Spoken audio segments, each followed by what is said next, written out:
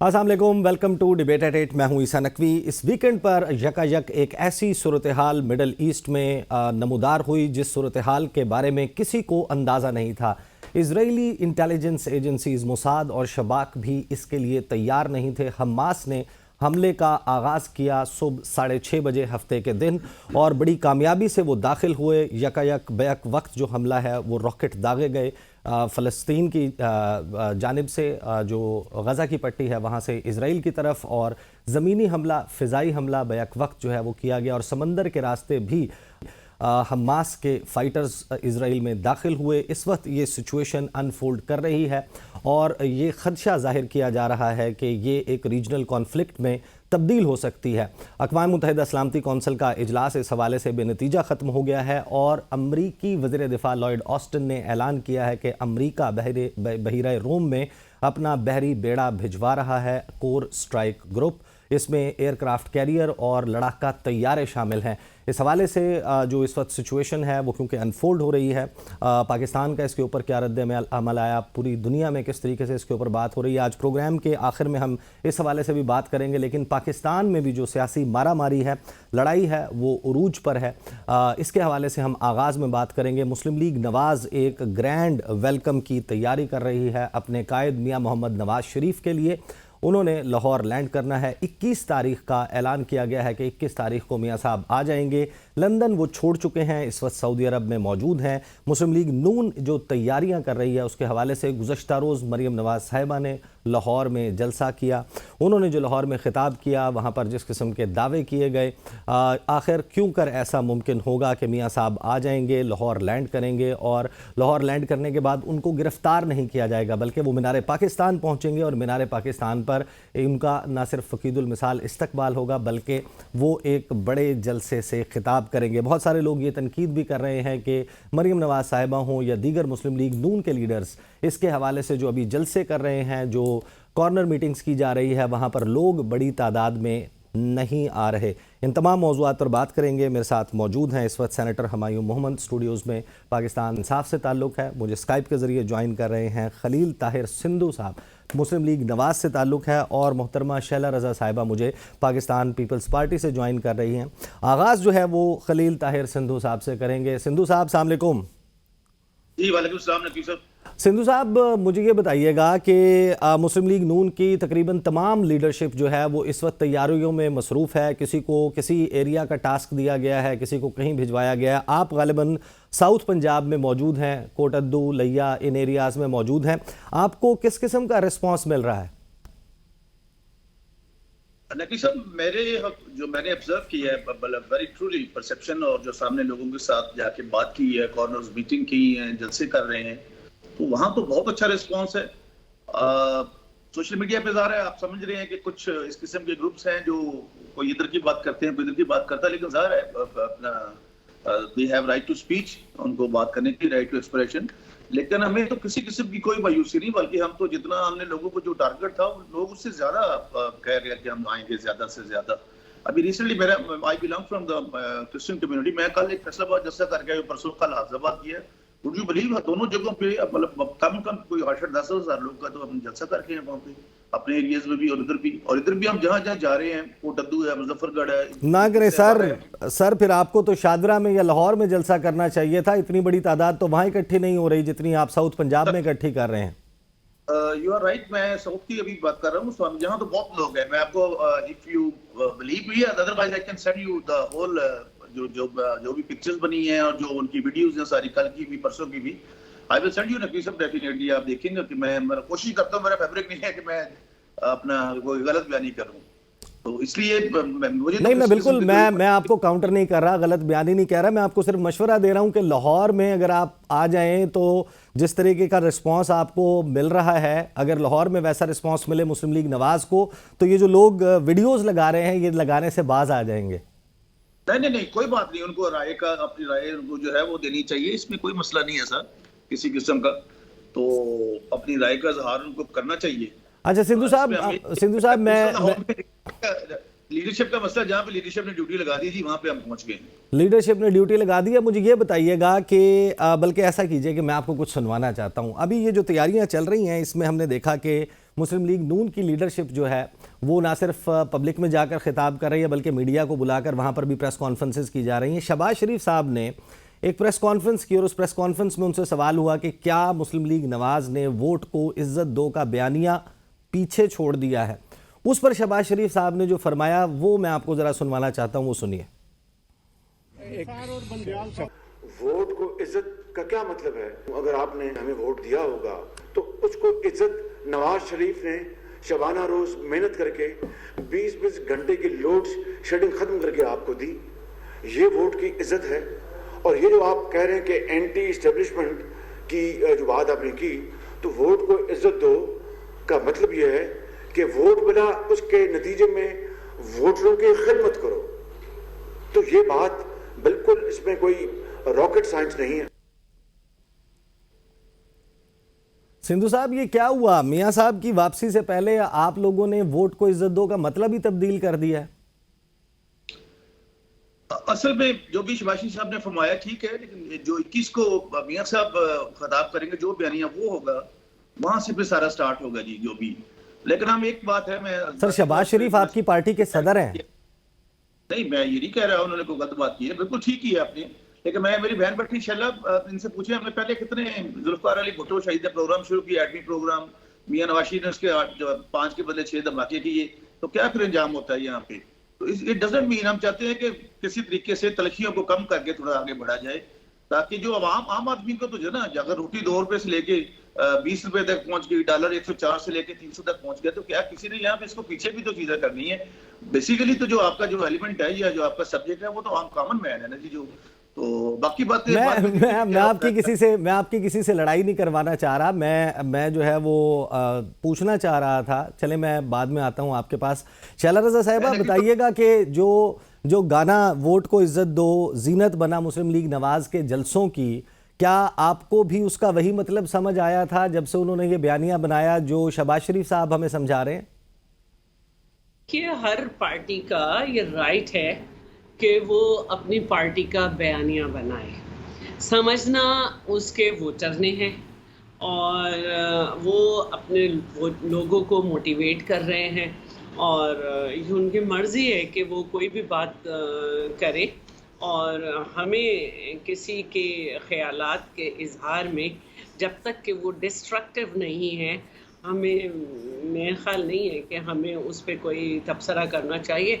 उनके वोटर्स, वो अपने वोटर्स से बात कर रहे हैं या उन लोगों से बात कर रहे हैं जिनसे वो समझते हैं कि बात करें, और जो तो वो कोई भी बात कर सकते हैं। बाकी ये है कि मोटिवेशन का एक मामला है, वो जिस तरह से भी बात करें।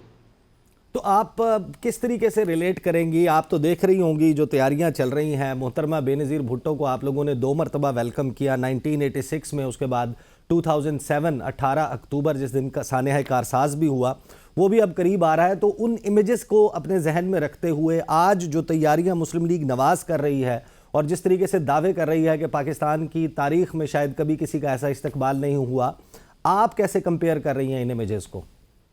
देखिए, मैं वर्कर्स की ग्राउंड पे जो एफर्ट है उसको ये तो नहीं कर सकती वक्त से पहले कि नहीं जी कुछ नहीं होगा और ये और वो। लेकिन मोहतरमा जब वापस आ रही थी तो बड़े संगीन हालात थे, बहुत ज़्यादा संगीन हालात थे। और हम जिस तरह से लेके चल रहे थे, सिंध में ख़ास तौर पे अरबाब रहीम की हुकूमत थी जिसने बैनर और पोस्टर तक लगाने को मना कर दिया था और हमने फिर सारी रात लगाए थे। और मोहतरमा ने फर्स्ट रमज़ान को अनाउंस किया था और हम सब बिलावल हाउस के बाहर थे। वो रोज़ा जो हमने बाहर खोला, उसके बाद हमने कोई रोज़ा भी घर में नहीं खोला, कोई सहरी जो है वो हमने घर में नहीं की। हम सारा दिन सारे वक्त सड़क पर होते थे, अगर आते थे तो शायद चेंज करने आते थे। तो ईद थी और मेरे बच्चों की 2nd डेथ एनिवर्सरी थी, 3rd डे और 4th डे। मैंने सिर्फ घर आके फ्रूट पे न्याज दिया और मुझे थोड़ी सी देर हुई तो सारे लोग घर आ गए। जब उन्हें पता चला घर आए कि मेरे बच्चों की बरसी और मैं फातिहा दे रही हूँ, तो मतलब एक इमोशनल सा मुकाम था। लेकिन हमने इन सारी चीज़ों को एक तरफ रख के हम लगे हुए थे। तो पार्टी वर्कर्स के अपने एक जज्बात होते हैं। मैं अब वर्कर जो काम कर रहे हैं, जो लोग मोटिवेट कर रहे हैं, वो अपने दानिश्त में बेस्ट कर रहे हैं। अब लोग निकल के आते हैं या नहीं, ये तो वही दिन पता चलेगा जब वो आएंगे। नून लीग के हवाले से जो गुरेज इस वक्त आपके लहजे में और गुफ्तगू में मुझे नजर आया, उससे मुझे लगता है कि मैं किसी की एफर्ट को कैसे कह सकती हूँ कि वो नहीं हो रही है या कम है। समटाइम ये है कि लोग उस वक्त नहीं रिस्पॉन्ड कर रहे होते और उसी दिन निकल कर आते हैं। और ये पूरे पाकिस्तान से एक मजमा होगा जिसके मुख्तलिफ टास्क जो है वो मुस्लिम लीग के वर्कर्स को हर सतह पे दिया गया है। क्योंकि हमने लास्ट ईयर लॉन्ग मार्च किया था, तो हमें अंदाज़ा है कि हम किस तरह से लोगों को 1.5-2 साल पहले कि हम किस तरह लोगों को मोटिवेट करते हैं। तो यकीनन कि मुस्लिम लीग के लोग कर रहे होंगे। अब उसका एंड रिजल्ट क्या होता है ये हमें वक्त बताएगा। मैं वर्कर्स सही कुछ नहीं कह सकता। सही शैला साहिबा साथ ही रहे मेरे हुमायूं मोहम्मद साहब। मियाँ साहब ने तो हमें जो एक्सप्लेन किया था वोट को इज़्ज़त दो, वो तो कुछ मुख्तलिफ था। उनका मौक़िफ़ उस वक्त ये था, वो ये कहते थे कि जो वोटर है वो किसी और को इलेक्ट करता है और कोई खलाई मखलूक है जो नताइज तब्दील कर देती है, और वोटर जिसको इलेक्ट करके भेजता है उसको खलाई मखलूक काम नहीं करने देती। तो ये जो अचानक तब्दीली है मुस्लिम लीग नवाज़ के नैरेटिव में, ये मियाँ साहब की आमद के साथ जुड़ी हुई है और वो अब लगता है कि आपको भी कि उनके लिए ज़मीन बना दी गई है चौथी मरतबा वज़ीर-ए-आज़म बनने के लिए। बिस्मिल्लाहिर्रहमानिर्रहीम। देखिए, इससे ये है कि जैसे आपने कहा है कि वोट को इज़्ज़त दो का क्या मतलब हो सकता है, उसका एक सिंपल मतलब वही है कि जो आदमी अपना हक़ राय इस्तेमाल करता है और जिसको ज़्यादा वोट मिलते हैं उनकी गवर्नमेंट होनी चाहिए, और अगर कोई आके उस गवर्नमेंट को हटा देते हैं तो वो फिर वोट को इज़्ज़त नहीं होती। ठीक है, तो दैट्स वेरी गुड। अब सवाल ये पैदा हो जाता है कि इनका बयानिया क्यों बदल गया।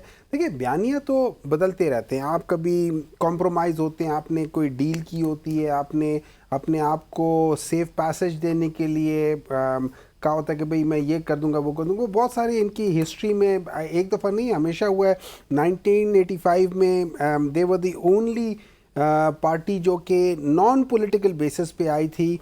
1990 में IJI बनाई थी और ओसामा बिन लादेन से और ISI से पैसे लेकर और उनके साथ डील करके मोहतरमा बेनज़ीर की हुकूमत इन्होंने गिराई थी। इसी तरह 1996 में अगेन इन्होंने वही काम किया था, दोबारा ये सारा किया था। फिर 2008 में जब इलेक्शंस की बात आई थी तो इन्होंने पाकिस्तान तहरीक इंसाफ और जमात इस्लामी के साथ मिल के कहा था कि हम लोग एक आमिर के अंडर कोई इलेक्शंस नहीं करेंगे और उस जो भी करेगा तो हम लोग उससे बॉयकॉट करेंगे। एंड में ये मुकर गए अपने वो डील से। वो सारी चीज़ें अभी इनको दोबारा वो करने के दोबारा वो अपना मौक़िफ़ चेंज करने के लिए, इक़्तिदार में आने के लिए कुछ भी कर सकते, तो उससे नहीं है। मेरे दो बेसिक प्रॉब्लम है। देखिए, 1.5 लाख बंदा जमा करना मेरे ख्याल में जितनी भी बड़ी पार्टी हैं उनके लिए मुश्किल नहीं होना चाहिए, वो कर लेंगे। और एक दफ़ा अगर आप सर्टन नंबर को क्रॉस कर लें उसके बाद नंबर्स बिकम्स इमटेरियल कि भाई आपने 1 लाख किए, 5 लाख किए, 10 लाख किए, इट डज़ नॉट मैटर। आपने वो ग्राउंड पूरा भरना है। अगर वो ग्राउंड भर गया, जितने मर्जी होते हैं, दैट्स गुड इनफ नंबर।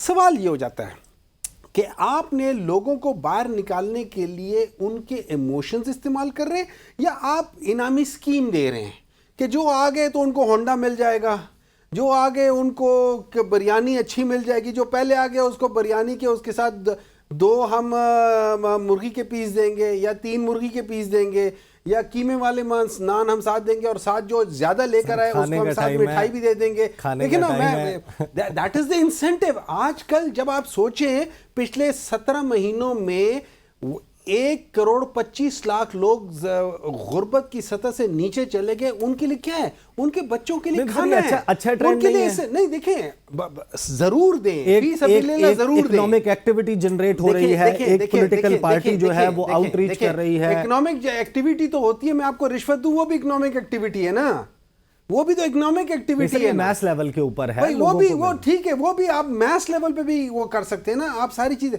देखिए, ये चीज़ है, लेकिन ये कहना कि होंडा आ रहा है, ये कोई वो कर, ये चीज़ें नहीं होनी चाहिए। आपको इंसेंटिवाइज आपका बयानिया ऐसे हो जिसपे लोग बाहर निकल आए, सही बयानिया गलत बयानिया, बयानिया इतना पावरफुल हो जो लोगों को खींच कर बाहर लाए। उनको इंसेंटिव दे के बाहर लाना कोई नहीं होता। लेकिन इन सबसे बड़ी बात यह है, टेस्ट ये किसका है? टेस्ट ये मियां साहब का नहीं है, टेस्ट ये हमारी अदालतों का है, टेस्ट ये गवर्नमेंट की मशीनरी का है कि क्या इस वक्त कोई ऐसा कानून पाकिस्तान में या दुनिया में है कि एक शख्स जो कन्विक्टेड है, एक शख्स जो पिछले 4 साल से एब्सकॉन्डर है, जिसको हम आम जुबान में कहते हैं कि ये भगोड़ा हुआ है, वो जब शख्स वापस आता है, क्या उसको कोई ऐसा तरीका है कि उसको प्रोटेक्टिव बेल मिल सके? वो पहले जाके अच्छा, अपने घर में मुझे जाए, वो जवाब सारी लेने चीजें- दें ताहिर आप साहब जरूर पूछे, मैं बिल्कुल, क्योंकि to the best of my knowledge, and I am not a lawyer, to the best of my knowledge there is, इस वक्त पाकिस्तान की आइन में, पाकिस्तान के कानून में, पूरी दुनिया के कानून में कोई ऐसा शिक नहीं है कि आप एब्सकॉन्डर को वो बगैर अपने आप को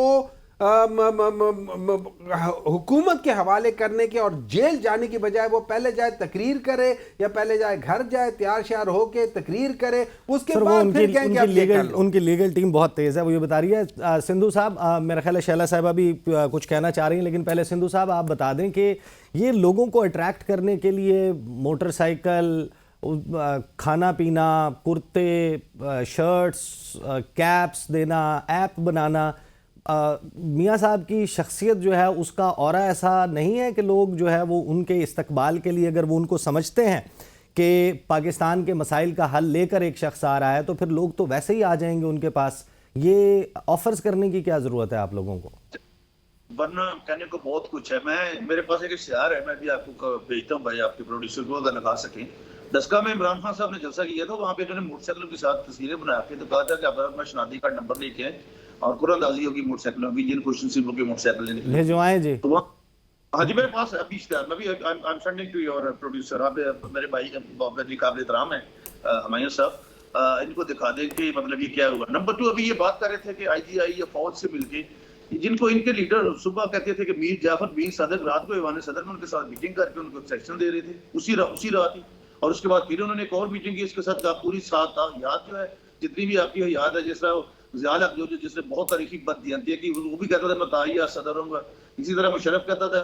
आज भी देखिए ना आप, अगर नवाज शरीफ जो मतलब साकिब निसार था, नवाज शरीफ है, मुशर्रफ था, मोहतरमा बेनजीर भुट्टो आज भी है। मैं जाती तौर पर मतलब वो बात करूँ तो मैं पहले भी मैंने आपसे रिक्वेस्ट की नकीब साहब, और अभी जो इन्होंने खुद बात छेड़ी है हुमायूं साहब ने, with due respect, utmost respect, कि ये ऐसे होता नहीं है जिस तरह से ये मशहूरी हो रही है, ये बिल्कुल गलत बात है।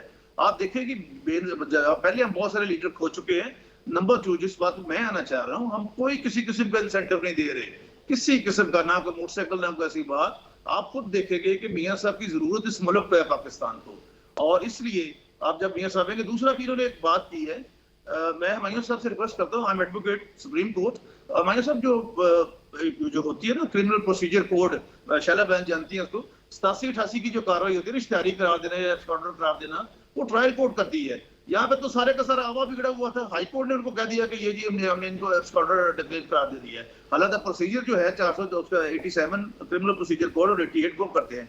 दूसरा, हुमायूं साहब जो बेल है, प्रोटेक्टिव बेल का मतलब ये होता है कि आपने 2 दिन की बेल हो, 4 दिन की हो, 1 हफ्ते की हो, you have to approach to the court. उस दौरान ये लॉ में मौजूद है, और there are so many examples, there are so many dictums on this, इस पे जजमेंट्स हैं सुप्रीम कोर्ट की कि प्रोटेक्टिव बेल जो है वो मिलती है। ऐसी कोई बात ही नहीं है कि प्रोटेक्टिव बेल ना मिले। आपने एक अदालत तक जाना है, आप कौन सा, आपको अगर आपकी हमारे खिलाफ अपील है या कोई बात है तो कौन सा वो बरी कर रहे हैं, ये तो। दूसरा, दोनों केसेस में अकामा का केस था, पनामा का केस था, अकामा का तो किसी ने केस ही नहीं किया था, उस पर सजा दे दी थी ब्लैक लॉ डिक्शनरी से। इसके अलावा 435 लोगों का अकामा केस था, ट्रायल सिर्फ एक बंदे का हुआ, मियां मोहम्मद नवाज शरीफ का। इसके अलावा बाकी पहली दफा हुआ तारीख में एक, जिस तरह जुल्फिकार अली भुट्टो को डायरेक्ट उनका सेशन को अपना वोट नहीं दी, उनको हाई कोर्ट से केस शुरू किया। यहाँ पे ये होगा कि एक मॉनिटरिंग जज मुकर्रर कर दिया गया। तो कब तक ये सारा सिलसिला जो है ये चलते रहेंगे? इसलिए मेरा ख्याल है हम तमाम पॉलिटिकल जमातों को, जो भी मतलब है फील्ड में, सबको लेवलिंग प्ले फील्ड मिलना चाहिए, और सबको तो हमें तो बहुत ज्यादा मिलना चाहिए। क्योंकि हमें तो 2017 में जिस तरह से निकाल दिया गया, और उसके बाद देखिए आप अभी कह रहे फरमा रहे थे कि 1 लाख गुर्बत से ये जो 42 माह आप रहे हैं सर, आपने देखिए आपने किया क्या, 2 रुपए की रोटी आपने 20 रुपए तक पहुंचा दी, डॉलर आपने कहां से कहां तक पहुंचा दिया। फिर आपके शौकत तरीन साहब ने दोनों गुजरे खारजा को कहा, एक तो मेरे साथ थे अपना लगारी साहब, उसी असेंबली में सिंधु साहब, सिंधु साहब मैं मुझे ब्रेक भी लेनी है, मुझे ब्रेक से पहले जरा ये एक्सप्लेन कर दें कि ज्यादा लेवल प्लेइंग फील्ड क्या होती है। यानी बाकी जो स्टेक होल्डर्स हैं इलेक्शन में, आपको क्योंकि 2018 में आप कह रहे हैं कि नहीं मिली, आपका मौक़िफ़ यही है ना कि 18 में आपको लेवल प्लेइंग फील्ड नहीं मिली, तो इस मर्तबा ज्यादा से क्या मुराद है? यानी आपके ज्यादती यही है, और जितनी हमें 2017 में 18 में मिली थी उतनी हम इनको भी देंगे, बेफिक्र रहें। लेकिन एक बात मैं इनसे 100% एग्री करता हूँ मायूस साहब को कि ये कारकर्दगी की बुनियाद पे जो है ये जो है वो इलेक्शन होना चाहिए, और जिस पार्टी ने भी जिसको भी लोग वोट दें उसी को हक गुमराह नहीं होना चाहिए। हम 100% एग्री विद मायूस साहब। सर अगर कोई बात नहीं कि कोई और, अरे मैं बिल्कुल मैंने आपको पहले नकवी साहब कहा कि जिसको भी लोग चुने, लेकिन इसके लिए ये हरगिज़ नहीं हो सकता कि जिन्होंने 9 मई को हमारे बच्चों को या हमें या नौजवानों को आर्मी से लड़ा दिया, उनकी जो तनसीबात, उनको सिर्फ इसलिए छोड़ दिया जाएगा तो वो इलेक्शन लड़ना उन्होंने, क्या इलेक्शन ज्यादा जरूरी सही? सर मुझे ब्रेक लेने दें, ब्रेक के बाद जो है वो पूछेंगे आपसे भी और दीगर हमारे जो शुरका हैं उनसे भी कि अगर कारकर्दगी की बुनियाद पर वोट मिलना है और देना है तो क्या, एक तो ये कि उसके लिए हालात जो है वो बनाए जा रहे हैं कि लोग उठकर अपनी जाकर फ्री विल पर जो है वो वोट दें, तमाम पार्टियों के पास यकसा मौके हैं। बात करते हैं आफ्टर द ब्रेक।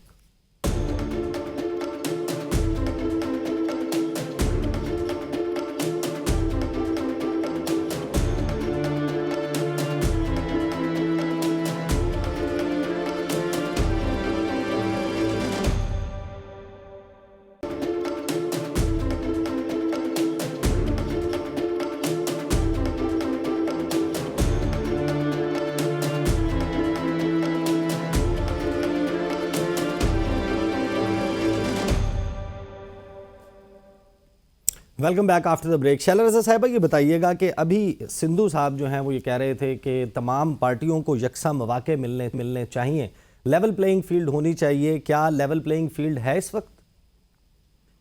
अच्छा, पहले तो मैं, अगर आप इजाज़त दें तो एक बात ये करूँगी कि देखिए, बयानिया मैंने कहा कि हर पार्टी का राइट है कि वो क्या दे। अब एक पार्टी ने तो ऐसा बयानिया दिया था कि चांद की मिट्टी आने की देर थी कि 1 करोड़ नौकरियां, 50 लाख घर, और अगर मैं कर्जा लूँगा तो मैं ख़ुदकुशी कर लूँगा क्योंकि मैं गैरतमंद हूँ, और बिलियन ट्री सुनामी। और आप देखिए कि केपी जो है उसका रकबा देखें, बिलियन का मतलब है कि मेरा ये हाथ है, इस यहाँ से लेके मेरे हाथ के कोने तक एक जो है दरख्त होना चाहिए, फिर भी वो इस्लामाबाद तक आ जाएंगे दरख्त। तो ये सारे मामलात भी हुए हैं ना, और बयानिया तो कुछ भी बनाया जा सकता है।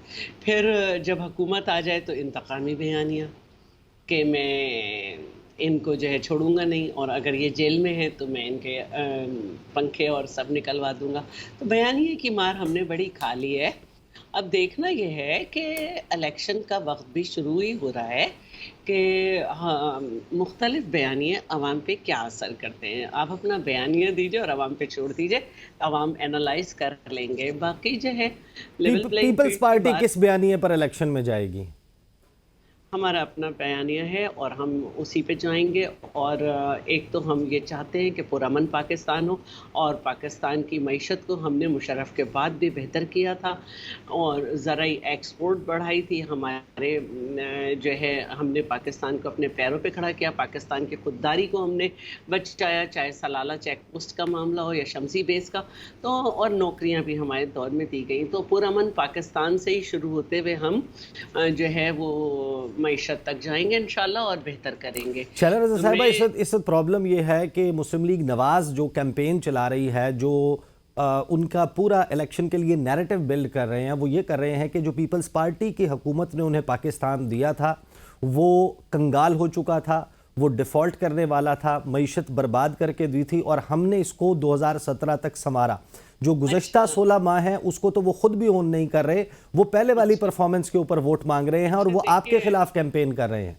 देखिए, उन्हें करने दें। सब जानते हैं कि कंटिन्यूएशन ऑफ डेमोक्रेसी हुआ था पहली दफ़ा, स्मूथ पावर ऑफ ट्रांसफ़र हुआ था। जो जरदारी साहब ने जो है सी पैक, क्योंकि सिग्नेटरी वही है उसके, चाइना की वेबसाइट पे देख लें, तो उसकी एग्जीक्यूशन जो है वो इस ज़माने में हुई। और जो हमने पावर प्रोजेक्ट लगाए जिसके लिए 80 के करीब दौरे तो सिर्फ चाइना के सदर साहब ने किए, फ्रेंड्स ऑफ पाकिस्तान बनाए, जो हमने पावर प्रोजेक्ट लगाए तो 3 साल में एक पावर प्रोजेक्ट बिजली प्रोड्यूस करता है। वो बिजली नून लीग के ज़माने में प्रोड्यूस हुई। तो इस तरह की बहुत सारी चीज़ें हैं जिसको हम कर सकते हैं। और लेवल प्लेइंग फील्ड की बात आपने उठाई थी आपकी जमात ने। फील्ड की जो आपने बात की, तो बिल्कुल हम ये बात करते हैं कि लेवल प्लेइंग फील्ड जिस तरह पंजाब में जो है वो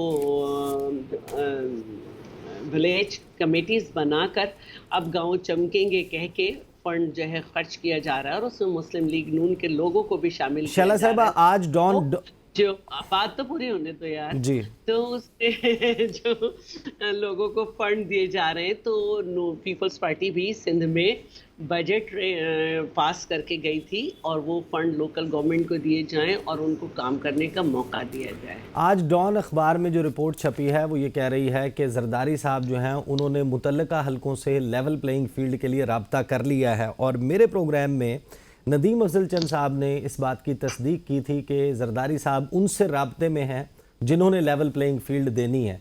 तो ये कौन लोग हैं और आपको यकीन दहानी मिल गई है लेवल प्लेइंग फील्ड की? अच्छा, देखिए, नदीम अफजल चंद शायद करीब हों जब जरदारी साहब की वो ये बात कर रहे हैं कि जरदारी साहब को ये मिल गई है, मुझे नहीं मालूम। अच्छा, मैं वैसे भी अपने सूबे में हूँ और कम सिक्योरिटी के साथ घर में बंद हूँ। सिंधु साहब बताइएगा कि आप जो आपकी जमात है उसका तासुर इस वक्त ये है, और ये मैं ऑन द बेसिस ऑफ जो स्टेटमेंट्स गुज़श्ता 4 माह में 5 माह में ख़ास तौर पे 9 मई के बाद दी गई हैं आपकी जमात की तरफ से, कि आप लोग ये चाहते हैं कि आपके मुकाबले में पंजाब में कोई भी ना हो, ख़ास तौर पर तहरीक इंसाफ तो बिल्कुल भी ना हो, वो रेस से आउट हो, बैलेट पेपर पे बल्ले का निशान ना हो, चेयरमैन तहरीक इंसाफ इलेक्शन ना लड़ रहे हों और फिर आप लोग बासानी इलेक्शन जीत जाएंगे। तब ऐसी कोई बात नहीं, इलेक्शन बिल्कुल वो नहीं होगा जो 2018 में हुआ था कि 2 बजे तक वो फेयर था और उसके बाद वो फ्री हो गया। ऐसे नहीं होगा, बिल्कुल इलेक्शन पुरअमन होगा। और बाकी जो दूसरी बात आप कर रहे हैं कि क्यों किसी को इलेक्शन लड़ने की इजाजत, हाँ, मैंने साहब से पहले भी हम्बल सबमिशन की है हमायूं साहब की मौजूदगी में कि अगर कोई मतलब बंदा 9 मई के वाकयात में जो परपिट्रेटर्स हैं और जिन्होंने वो करवाया है, आप देखिए आज तक भुट्टो साहब सजाए बहुत हो गए, मोहतरमा की शहादत हो गई, मियां साहब को 3 दफा निकाला गया। क्या कभी फौजी इदारों पे या उनकी जीएसटी पे कभी ऐसी बातों पर भी अटैक किए जाते? क्या फौज हमने एक दूसरे को आपस में लड़वाना था फौज को? तो ये कह रहे थे कि अगर मुझे कुछ होगा तो ये ऐसे हो जाएगा, ऐसे हो जाएगा, और फिर उन्हीं को फिर एक्सटेंशन बाद में बातें करते हैं। इनकी तो एप्लीकेशन शाम को एप्लीकेशन दायर होती है, सुबह लगी होती है, गुजार है, इनको तो कोई वो नहीं है। लोगों के तो 20-20 साल जो रुल जाते हैं नकवी साहब। बाकी दूसरे नंबर पे जो आपने कहा है, किसी किस्म की ऐसी बात नहीं, हर एक को इलेक्शन लड़ेगा। ये इलेक्शन कमीशन का काम है इलेक्शन करवाना, और वो इंडिपेंडेंट एक कॉन्स्टिट्यूशनल अदारा है। वो जो भी आप देखेंगे सारे आप लोग होंगे, मुबस्सरीन होंगे, वहाँ पे सारे लोग मौजूद होंगे। ये 2018 की तरह नहीं होगा कि शाम को 4 बजे के बाद 3 बजे के बाद बाकी जमातों के जो है एजेंट्स उनको निकाल दिया जाए, ऐसे नहीं होगा। बिल्कुल फेयर एंड फ्री इलेक्शन होंगे। और जो इस वक्त सिंध में पीपल्स पार्टी के ख़िलाफ़ एक मूव हो रही है, इत्तेहाद बन रहा है, मुख्तलिफ जमातें इकट्ठी हो रही हैं, इतलात ये हैं कि नून लीग भी उसमें हिस्सादार बनने जा रही है।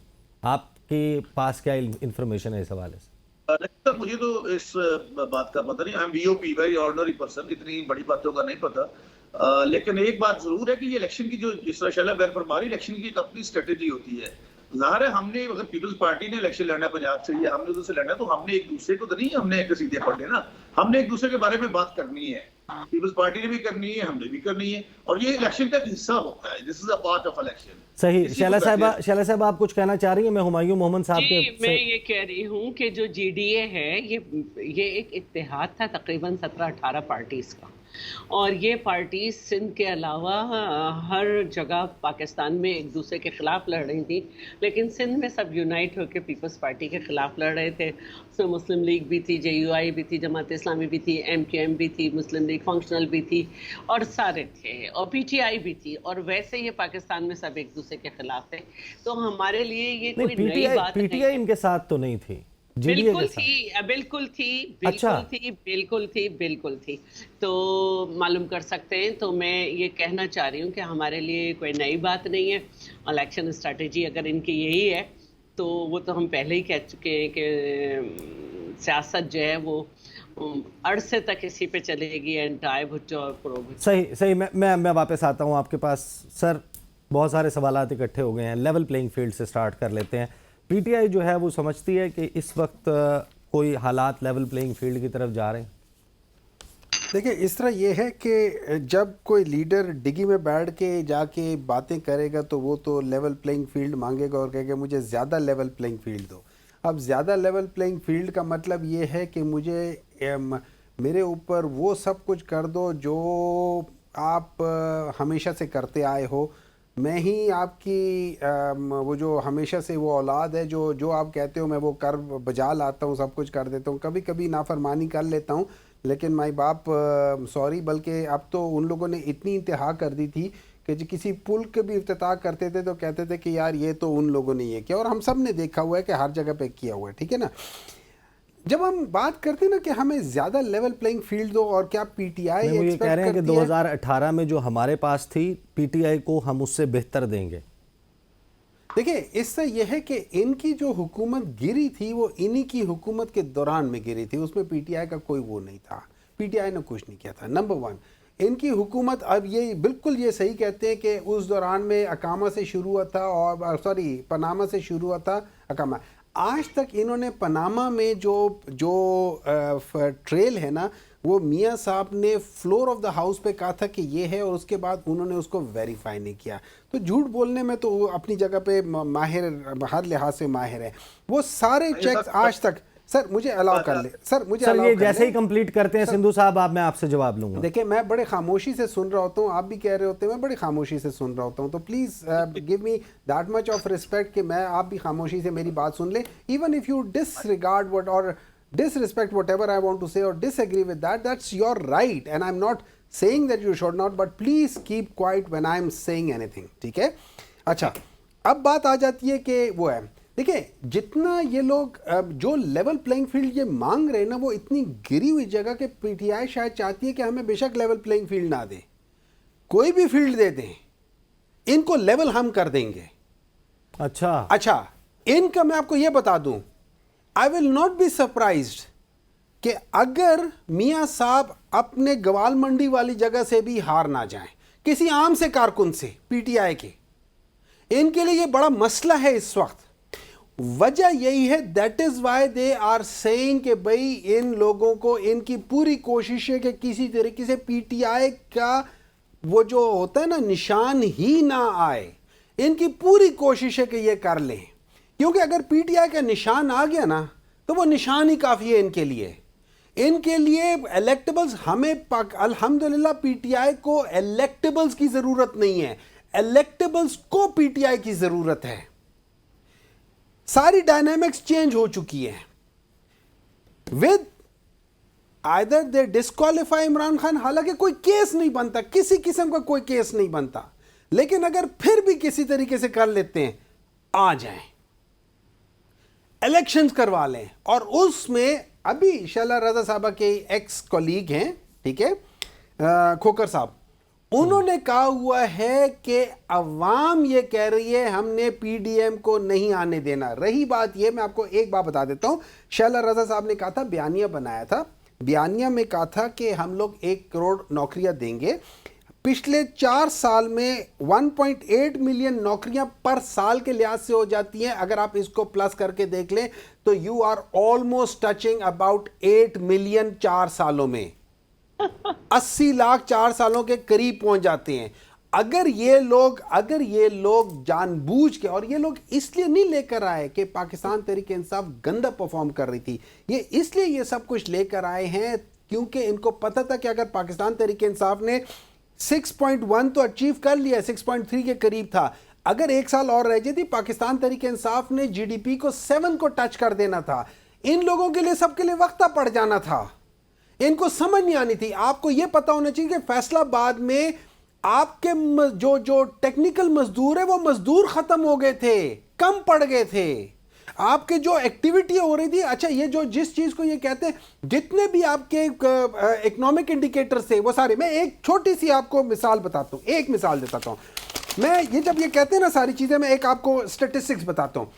2011-12 इससे पहले के पाकिस्तान तहरीक इंसाफ केपी में अपनी हुकूमत बनाए, ठीक है। 2011-12 में जो केपी में जो पॉवर्टी थी अर्बन रूरल में, आप ये देख ले 44 रूरल में थी और 26 अर्बन में थी, ठीक है ना। जबकि पंजाब में 38-22 और सिंध में 54-23 थी। अब आप देखें पॉवर्टी कम होती है तो किस लिहाज से कम होती है, ठीक है। जब 2016-17 की बात आती है तो उसमें केपी में 44 से रूरल में 20 पे आ गया, दैट इज मोर देन 50%। अच्छा, अर्बन में 26 से 10 पर आ गया, मोर देन 50%। पंजाब में क्या होता है, पंजाब में तो मियां नवाज शरीफ की गवर्नमेंट थी ना, 38 से 26 पे आया, इट्स अबाउट 33%, ठीक है। दूसरा अर्बन में 22 से 10 आया, इट्स अराउंड 50%। अच्छा, दूसरी तरीके से सिंध में 54 से 49 आई, ये अराउंड 15-20% ही है। तो अगर आप देखते हैं उनकी परफॉर्मेंस, अच्छा एक और चीज है, इन लोगों ने हमेशा कहा है कि पाकिस्तान तहरीक इंसाफ ने कोई काम नहीं किया। एक पाकिस्तान तहरीक इंसाफ ने एक बनाया था मेट्रो, बाकी इन लोगों ने सारी मेट्रो बनाई। वो मेट्रो वाहिद मेट्रो है जिसने पिछले 4 सालों में इंटरनेशनल 4 से 5 अवार्ड लिए, including the most sustainable out of 41 countries, the self-sustainable metro, BRT, the only one। और इस पे ये लोग क्रिटिसाइज करते हैं। असल में बात ये है कि ये लोग आदी हैं खाओ पियो के। मुझे सवाल जो है वो सिंधु साहब से करना था, लेकिन शैला रजा साहिबा के जो एक्सप्रेशंस हैं आपकी गुफ्तगू के दौरान, उन्होंने मुझे मजबूर कर दिया। एक्सप्रेशन तो मैं भी बहुत कर सकता हूँ, लेकिन मैं खामोश रहता हूँ, मैं वो एक्सप्रेशन करता नहीं। वो बोली नहीं, उन्होंने इंटरप्ट नहीं किया। Expression is a way of conveying ना कि भाई मैं ये कर रहा हूँ, वरना मैं जो शक्लें बनाना शुरू आप तो यहाँ से उठकर भाग जाएंगे। शैला साहिबा क्यों आप अपने एक्सप्रेशन से इस तरह के जेस्चर्स देती हैं? आप भाइयों साहब, मैंने शक्ल भी नहीं बनाई है, आप यकीन करें, मैंने एक्सप्रेशन की बात की है बनाई है। और मैं सिर्फ एक बात कहना चाहती हूँ कि वो जन्नत केपी जब आपने बना डाली, तो उससे पहले जब दोज़ख थी तो उस पर 79 बिलियन कर्ज था, और जब जन्नत में कन्वर्ट हुई तो उस पे 1000 बिलियन कर्ज है। और आपने वहाँ पे एक और हरकत की थी कि 63 साल आपने वहाँ पे रिटायरमेंट की थी, और उसके बाद वहाँ पे बड़ा हंगामा हुआ था। वहाँ पे पीडो पे भी नैब गई, वहाँ पे जो है मालम जब्बा केस भी हुआ, और वहाँ पे आपका क्या कहना चाहिए, नैब जो है वो जो इदारा है वो बंद हुआ, उस पर पता नहीं कितने लगाए थे आपने पैसे। दूसरी बात ये है कि इंपोर्ट के बिल आपके यहाँ जब डबल हुए थे। तीसरी बात जो है मैं आपको कहना चाहती हूँ कि जो आपकी पेशावर बीआरटी थी वो उस पर तो केस चलना चाहिए। उसके तो कितने दिनों वो स्विमिंग पूल बनी रही, कितने कितने स्टेशंस उसके मार्क किए गए कि ये जो है इधर जो है क्या क्या हो सकता है। फिर आपने बात की कि जी हम लेवल कर देंगे। लेवल अब आरटीएस नहीं बैठेगा, अब आरटीएस नहीं बैठेगा, अब आप थर्ड ऑप्शन नहीं है, लेवल अप नहीं कर सके थे। उसके बावजूद आपको पंजाब में जहांगीर तरीन का जहाज में भर के लानी पड़ी थी लोग, ठीक है। आप नहीं कर सकते। आप मुझे एक काम करें, बड़ा अच्छा रहेगा, और ईसा इसमें खासी मदद कर सकते हैं कि ये बाकायदा कहें एक प्रोग्राम में कि मैं 1 महीना दे रहा हूँ, तो वो 80 लाख लोग जिनको एमपीटीआई के दौर में नौकरी मिली है, प्लीज़ हमें अपना नंबर और वो भेज दें।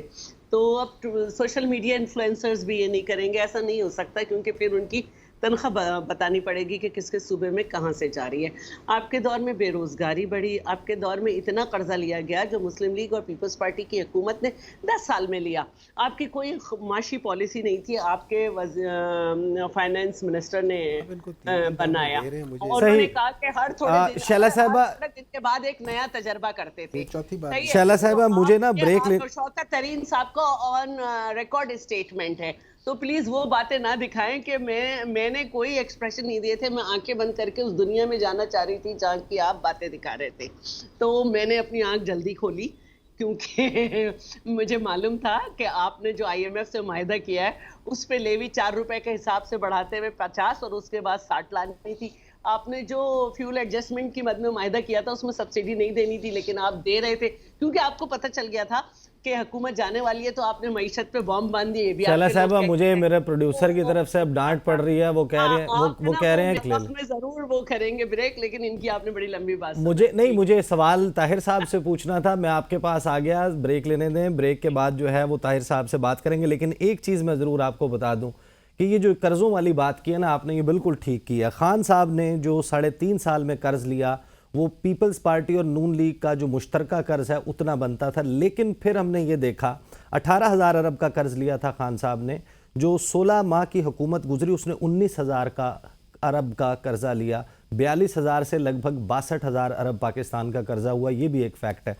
ब्रेक लेंगे, ब्रेक के बाद आगाज़ करेंगे सिंधु साहब से।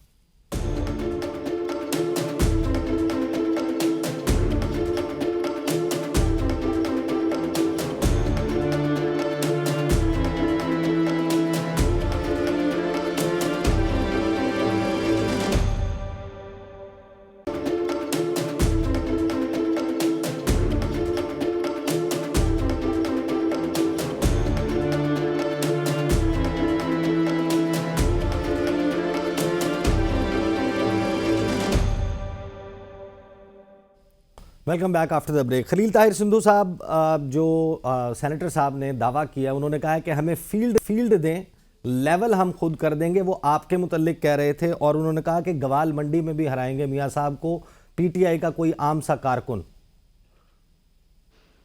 नकीशा, मैं पर्सनली मियां साहब को सुनता रहता हूँ, सेनेटर साहब को, और I have lot of respect for him, और वैसे भी एक दूसरे की इज्जत करनी चाहिए। ये तो वक्त बताएगा ना, मनोज दिल्ली दूर हंस के कौन किसको लेवल करता है, बहुत जल्दी पता चल जाएगा। अभी 17 को चार्ज फ्रेम हो रहा है ना, दूसरा साइफर वाला भी, जो वहां से चुरा के लेके और आजम खान के खिलाफ गुरगुर बने वादा अफवाह बने। और मैं आज आपको पेशेंट वही कर रहा हूँ कि अल्टीमेट बहुत जल्द इनका प्रेसिडेंट पाकिस्तान जो वो भी इनके खिलाफ वादा अफवाह बनने वाला है। अच्छा, बातें आपके तीसरे नंबर पे जो नैब ने इनको बात की अभी BRT की, नहीं ये एक मिनट सर ये जरा समझाएं, ये जो सदर मुमलिकत की आपने बात की है, ये आपका एनालिसिस है या इंफॉर्मेशन है? मेरी 100% इंफॉर्मेशन है आपके पास कि सदर पाकिस्तान अप्रूवर बनने वाले हैं चेयरमैन तहरीक इंसाफ इमरान खान के खिलाफ, जो कुछ इन्होंने गुल खिलाए हैं। दूसरा, नौकरी की बात मेरी बहन ने कर दी, हमें तो कोई आज तक दूसरा फैसलाबाद की हमारे साथ बात कर रहे थे।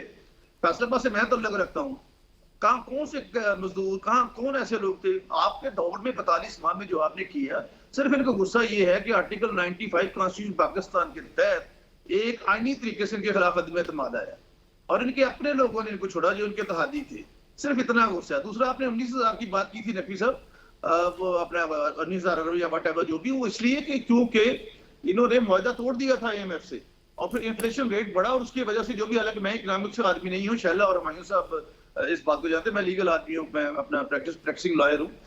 तीसरे नंबर पे अभी जो बात कर रहे थे मायूस साहब, सेनेटर साहब, देखिए high court, Peshawar high court ने ऑर्डर दिया, I have the judgement right now even, कि इसकी इंक्वायरी का कराइए BRT की। इन्होंने वहां से नैब बंद कर दिया। उन्होंने कहा नैब से इंक्वायरी कराई, इन्होंने नैब बंद कर दिया।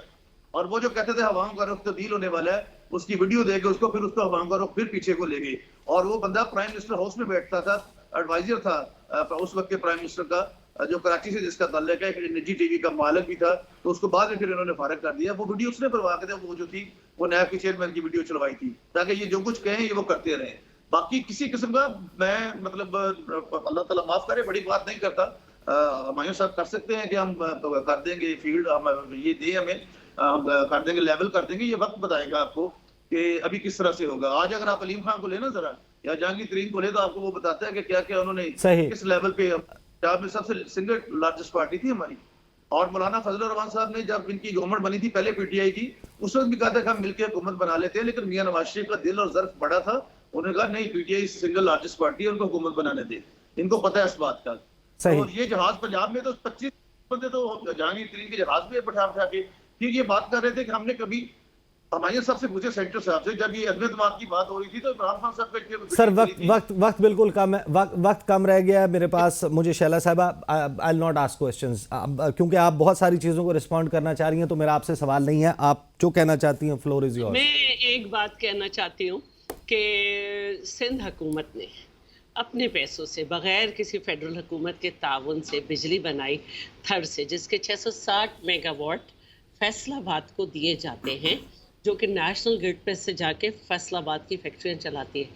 फिर भी मैं ये कहूँगी कि मुझे कोई एक मंसूबा बता दें हुमायूं खान साहब, या ये कि खैबर पख्तूनख्वा में ही सूबे ने अपने लिए कोई बिजली बनाई हो। मेरा तो सीएम आज भी इसके बावजूद के 660 मेगावाट नेशनल ग्रिड पे जा रही है और 100 मेगावाट नूरियाबाद पावर प्लांट से कराची को मिल रही है, मुकदमे में जा रहा है पर्सनल हैसियत में। मुझे बताएं कि 18वीं तरमीम के बाद किस सूबे ने बिजली बनाई है सिवाय सिंध के? सही। शैला साहबा, मुझे अब हुमायूं साहब जो दावा है कि सदर मुमलिकत अप्रूवर बनने वाले हैं खान साहब के खिलाफ, मुझे जी इसका नहीं पता। इनकी इन्फॉर्मेशन होगी, अपनी जगह पर होगी। मेरा नहीं ख्याल कि सदर मुमलिकत ऐसे कभी करेंगे, और मेरा नहीं ख्याल कि ऐसी कोई बात होगी। लेकिन बहरहाल जो भी है, there are too many slaves between the cup and the lip. अभी तो आगे जैसे इन्होंने कहा वो बता और देंगे। वो 17 तारीख के हवाले से भी बड़ी पेशगोई कर रहे हैं कि साइफर केस में खान साहब जो हैं, देखिए साइफर सिंपल सी बात हो जाती है। एक दफ़ा जब आप उसके ऊपर मेरे ख्याल में ये मेरा आर्टिकल 55 है या कौन सा है ऑफ ये जो क्या कह सकते हैं, गवर्नमेंट के जो रूल्स होते हैं उसके कंडक्ट करने के, उसमें ये बताया गया कि ये दो बंदे जो है ना, उनके पास ये जाता है, एक प्राइम मिनिस्टर और एक फॉरेन मिनिस्टर, और ये लोग जब आगे कैबिनेट को पेश करते, सब कुछ करते, उसको आपने डी क्लासीफाई करके पेश करना होता है, बगैर उसके नहीं होता। उसके अलावा इसके ऊपर एक नेशनल सिक्योरिटी काउंसिल की एक मीटिंग हुई थी, फिर इनके टाइम पे फिर हुई थी। अच्छा, उन लोगों ने इस चीज़ को रिफ्यूट किया था, इस किस्म की कोई चीज़ है। फिर इन्होंने कहा था कि ये गुम हो गया। अगर ये गुम हो गया था, तो अगर पाकिस्तान तहरीक इंसाफ के ज़माने में ये गुम हो गया था, तो फिर इन लोगों ने जो अपनी नेशनल सिक्योरिटी काउंसिल और कैबिनेट के अंदर पेश की थी, वो कौन सा वाला था, वो कहाँ से लेकर आए थे? देखिए, ये इस तरह चीज़ें होती है। नंबर 2, वंस एक दफ़ा जो चीज़ डी क्लासीफाई हो जाती है, जो सीक्रेट डी क्लासीफाई हो जाती है, डी क्लासीफाई का मतलब है आप उसका मफहूम वही रहने देते हैं, लेकिन उसकी चीज़ें हो जाती है, और ये इख्तियार होता है प्राइम मिनिस्टर के पास कि वो कर सकता है या नहीं कर सकता। अगर उन लोगों ने और कैबिनेट ने कर दिया ये, और उन्होंने एक चीज़ बना दी है, तो उसके बाद इस पर होता नहीं है। करने को अच्छा, आप जो मर्जी करें, करने को तो इन लोगों ने जुल्फिकार अली भुट्टो के ऊपर भी करा लिया था ना, करने को तो सब कुछ हो सकता है। अच्छा, मुझे क्विकली ये बता दें कि आपको ये शिकवा है कि आपकी पार्टी जो है उसको इक्वल प्लेइंग फील्ड नहीं मिल रही, लेवल प्लेइंग फील्ड नहीं मिल रही। मुझे ये बताएं कि मियां साहब जो हैं, आप ये समझते हैं और आप वेलकम करते हैं कि वो आएँ और पाकिस्तानी पॉलिटिक्स में एक्टिवली पार्टिसिपेट करें और इलेक्शन लड़ें? देखिए, उनको हमने कहा था कि जाएं बाहर। ये लोग इतनी बड़ी बड़ी बात करते हैं, इतनी बड़ी बड़ी बात करते हैं। 1985 से लेके आज तक इनकी पार्टी में प्राइम मिनिस्टर का सिवाय मियां साहब के कोई नहीं है, फाइनेंस का सिवाय डार साहब के कोई नहीं है। वही 45 साल से 40 साल से वही लोग हैं। इससे ज्यादा एक स्टैग्नेंट किस्म की पॉलिटिकल पार्टी क्या हो सकती है कि वो उससे ज्यादा इवॉल्व ही नहीं कर पा रही। वही लोग पिछले 40 साल से वो कैंडिडेट है। अब रही बात ये कि जब आप ये बात करते हैं, टाइम खत्म हो चुका, आप बिल्कुल क्लोज करें, लेकिन सिंपल सी बात है, इनके होते हुए 15 जब पाकिस्तान तहरीक इंसाफ आई थी तो $1765 पर कैपिटा इनकम था। जब अब ये 113 प्रोग्राम उन्होंने गिरा के 1500 प्रोग्राम का वक्त खत्म हो गया। शैला साहिबा बहुत शुक्रिया। सिंधु साहब बहुत शुक्रिया। सेनेटर हुमायूं मोहम्मद मुझे ज्वाइन किया। 21 अक्टूबर की जानिब अब सबकी निगाहें हैं कि मियां साहब जो हैं वो आएंगे। अगर वो मीनार पाकिस्तान पहुंचते हैं तो वहां से उनका पैगाम क्या होगा। अब तक के लिए इतना ही, मुझे इजाजत दीजिए। अल्लाह हाफिज।